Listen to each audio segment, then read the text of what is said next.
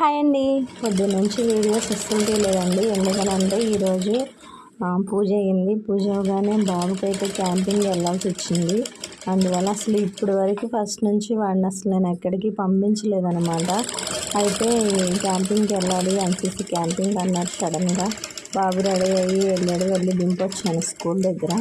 ఇంకా తప్పేదేముంది, చాలా బాధగా ఉంది. నేను బాధగా ఉంటే మళ్ళీ వాడి బాధపడతాడని చెప్పలేదు.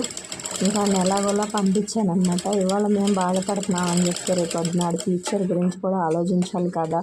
ఇంక వాడు లేకపోతే ఇల్లంతా ఏదోలాగా ఉందండి. మా పాప ఉన్నా వాడు ఉన్నది వేరనమాట. అల్లరి చేసేది చిన్నోళ్ళు కదా, అది ఇంట్లో వాడు లేకపోతే ఏదోలాగా ఉంది ఈరోజు ఇల్లంతా. ఇంకా 10 రోజులు ఎలా గడుపుతాయి అని ఆలోచన అయిపోయింది నాకు. ఇంకా కాసేపు అలాగే ఉంచితే ఇంకా తప్పేదేముంది అని మిషన్ ఎక్కానండి. ఇదైతే నా చీరే, మీకు చెప్పాను కదా, ఇలా నా బ్లౌజులు నేనే కుట్టుకుంటున్నాను.